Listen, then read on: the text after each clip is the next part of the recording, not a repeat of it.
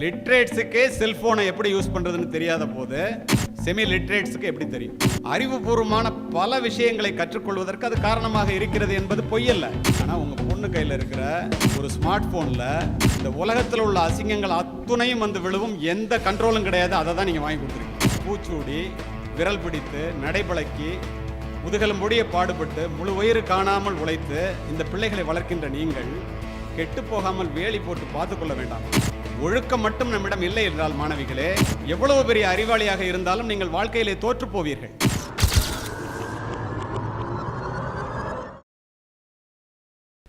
Sister என்னங்க கூப்பிடும்போது இந்த எலக்ட்ரானிக் காட்ஜெட்ஸ் பற்றி பேசணும், செல்ஃபோன் யுகமாக இருக்குது, இந்த பிள்ளைங்கள்லாம் அதனால நிறைய பாதிக்கப்படுறாங்க, அதனால அதை பற்றி பேசணும் அப்படின்னு சொல்லி சொன்னாங்க. The golden key you remember is the sole author of your success is your mind. Once you master your thoughts, you master your mind. Once you master your mind, you master your life. When you master your life, you master your destiny. விதியை மதியால் வெல்லலாம். அத்துணைக்கும் காரணம் உன்னுடைய சிந்தனை, உன்னோட mind தாங்கிறான். எங்கே தவறுகின்றோம்? ஏன் தவறுகின்றோம்? ஒழுக்கம் மட்டும் நம்மிடம் இல்லை என்றால் மாணவிகளே, எவ்வளவு பெரிய அறிவாளியாக இருந்தாலும் நீங்கள் வாழ்க்கையிலே தோற்று போவீர்கள். அதுதான் ஒழுக்கத்தினுடைய மிகப்பெரிய சிறப்பு. இன்றைய நிலை என்ன? 51% பேர் இந்தியாவில் செமி லிட்ரேட்ஸ், 80% பேர் செல்போன் யூஸ் பண்ணுறோம். லிட்ரேட்ஸுக்கே செல்போனை எப்படி யூஸ் பண்ணுறதுன்னு தெரியாத போது செமி லிட்ரேட்ஸுக்கு எப்படி தெரியும்? நினச்சி பாருங்க.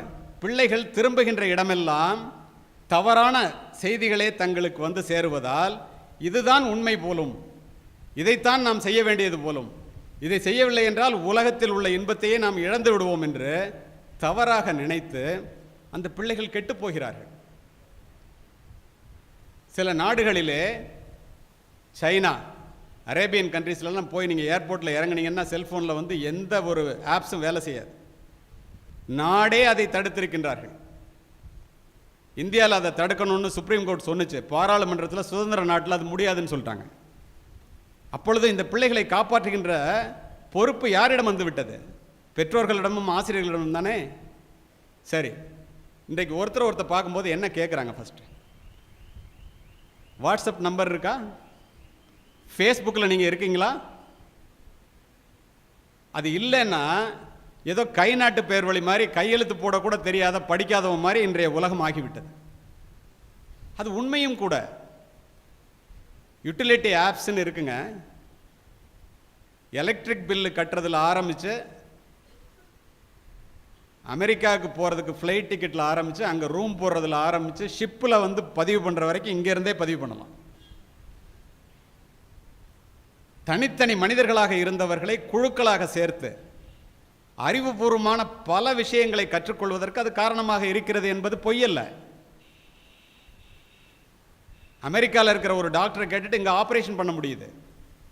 உட்கார்ந்த இடத்துல உட்காந்துட்டு உலகத்தை பார்க்க முடியுது. உட்கார்ந்த இடத்தில் உட்கார்ந்து கொண்டு உங்களுக்கு என்ன வேணாலும் இங்கே வாங்கிக்க முடியுது. இப்படி பல நன்மைகள் இருந்தாலும் தீமைகள் தான் அதிகமாக இருக்கிறது என்பதுதான் இன்று ஒத்துக்கொள்ளப்பட்ட விஷயம். ஏன் அப்படி சொல்கிறேன் தெரியுமா? அதுக்கு என்ன காரணம்னு பாருங்கள். ஃபஸ்ட்டு செல்ஃபோன் வந்துச்சு. அந்த செல்ஃபோனில் பேசலாம், மெசேஜ் பண்ணலாம். அதுக்கு பிறகு ஸ்மார்ட் ஃபோன் வந்துச்சு. ஸ்மார்ட் ஃபோன்னா என்னென்னு உங்களுக்கு தெரியும். 2G 3G 4G எல்லாம் வந்துச்சு. அதுக்கப்புறம் கூகுள் வந்துச்சு. 2G 3G கூகுள் இன்டர்நெட் எல்லாம் ஒன்றா சேர்ந்து கையில் ஸ்மார்ட் ஃபோன் வந்துருச்சுன்னா, ஒரு கம்ப்யூட்டரில் என்ன இருக்கோ அத்தனையும் உங்கள் கையில் இருக்கிற செல்ஃபோனில் இருக்கும். 2Gன்னா செகண்ட் ஜெனரேஷன், 3Gன்னா தேர்ட் ஜெனரேஷன், 4Gன்னா ஃபோர்த் ஜெனரேஷன். வேறு ஒன்றும் இல்லை. இன்னும் உங்களுக்கு ஈஸியாக புரியணும்னா, 2Gன்னா வீட்டில் பைப்பை திறந்தால் தண்ணி வர்ற மாதிரி. பெற்றோர்கள் தெரிந்து கொள்ள வேண்டும் என்பதற்காக இதனை கூறுகின்றேன். என்னன்னே தெரியாமல் புள்ள ஸ்மார்ட் ஃபோன் வேணுங்கன்னு வாங்கி கொடுத்துட்றீங்களே, என்னன்னு தெரிஞ்சுக்குங்க. 3Gன்னா வயலில் மோட்டர் செட் போட்டால் தண்ணி வர்ற மாதிரி. 4Gன்னா நயாகரா நீர்வீழ்ச்சி மாதிரி, பைக்கில் போகிறது, காரில் போகிறது, விமானத்தில் போகிறது மாதிரி வச்சுங்க.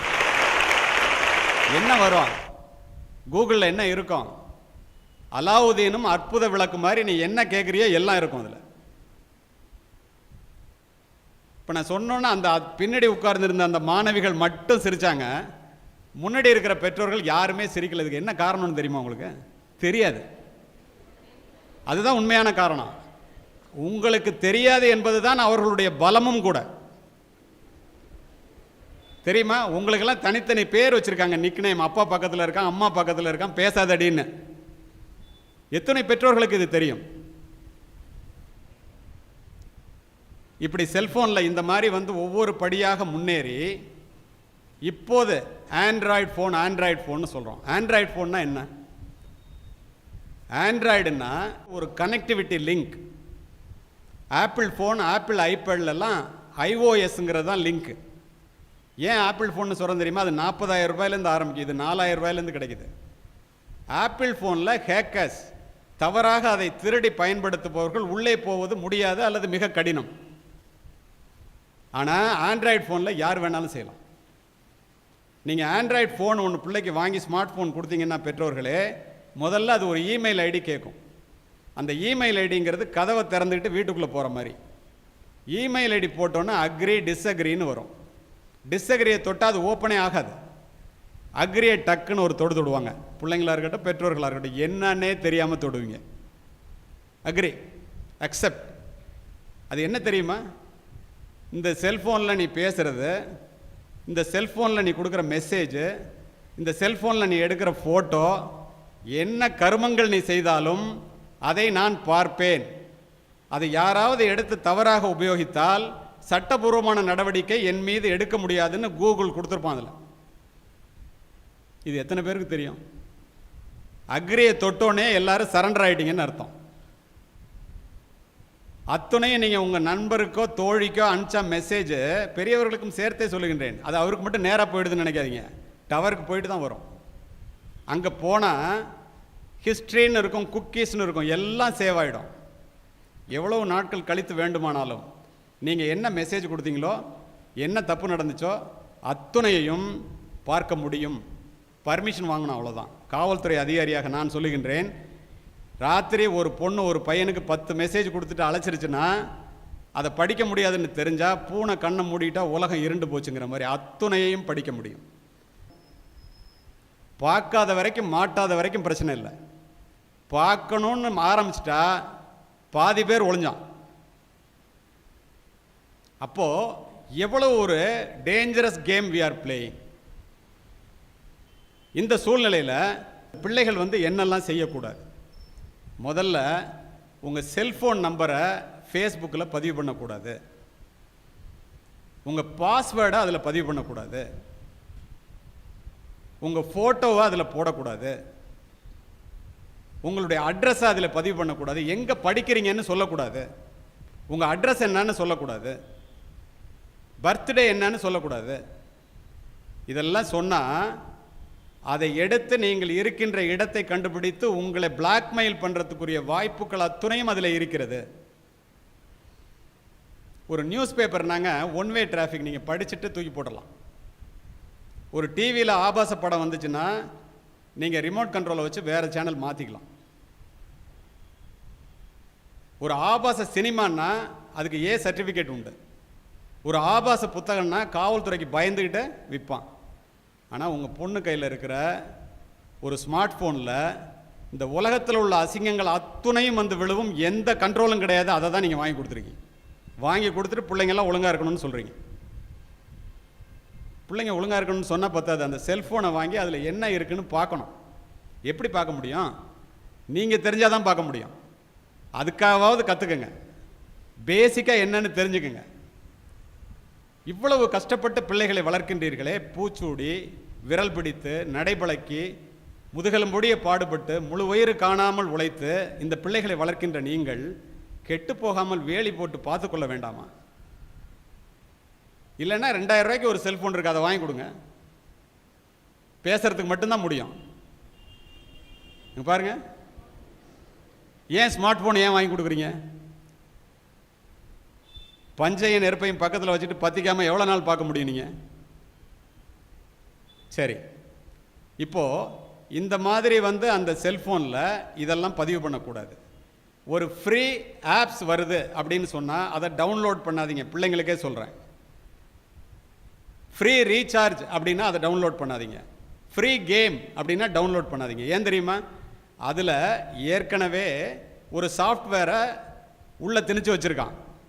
நீங்கள் ஃப்ரீன்னு நினச்சி அதை டவுன்லோட் பண்ணிங்கன்னா உங்களுடைய கேமரா, உங்களுடைய ஃபோனு, அதில் நீங்கள் கொடுக்குற மெசேஜு எல்லாத்தையும் யார் அந்த ஆப்ஸை உள்ளே வச்சுருக்கிறானோ அவன் பார்க்க முடியும். உங்கள் கேமராவை அவன் கண்ட்ரோல் பண்ண முடியும். உங்களுக்கு தெரியுமா, சமீபத்தில் அமெரிக்காவில் 47 கோடி ரூபா இந்திய மணிக்கு ஒரு காரு. அந்த காரில் ஒருத்தன் போயிட்டுருக்கான். அவன் கார் கம்பெனி ஓனர். பின்னாடி ஒருத்தன் காரில் வர்றான். அவனுக்கு ஃபோன் பண்ணுறான். சார், உன் கார் கண்ட்ரோல் என்கிட்ட இருக்குங்கிறான். அவனுக்கு ஒன்றும் புரியல. கம்ப்யூட்டரில் முன்னாடி போகிற கார் கம்பெனி ஓனரினுடைய காரினுடைய கட்டுப்பாட்டை பின்னால் வருபவன் ஹேக் பண்ணதுன்னா அந்த சிப்ஸில் இருந்து அவன் அதில் கனெக்டிவிட்டி உண்டாக்கி பிரேக் அழுத்துறான். முன்னாடி போகிறவன் பிரேக் நிற்கலை, ஸ்டேரிங்கை திருப்புறான், வண்டி திரும்பலை, ஃபுல் கண்ட்ரோல் அவனுக்கு வந்துருச்சு. அதையே செய்ய முடியுதுன்னா நீங்கள் பேசுகிறதெல்லாம் பார்க்க முடியுமா, கேட்க முடியுமா, கொடுக்குற மெசேஜை ஃபோட்டோவை பார்க்க முடியுமா, முடியாதான்னு நீங்களே முடிவு பண்ணி. அப்போ பெற்றோர்கள் என்ன செய்யணும்?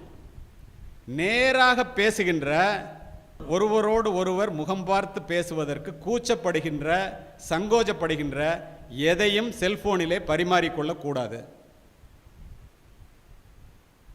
நிஜ உலக ஆபத்திலிருந்து இந்த பிள்ளைகளை காப்பாற்றுவதற்கு பெற்றோர்களாகிய நீங்கள் எதையெல்லாம் முன்னெச்சரிக்கை நடவடிக்கைகளாக எடுக்கின்றீர்களோ அத்துணையையும் இந்த நிழல் உலக ஆபத்திலிருந்து காப்பாற்றுவதற்கு நீங்கள் எடுத்தே ஆக வேண்டும்.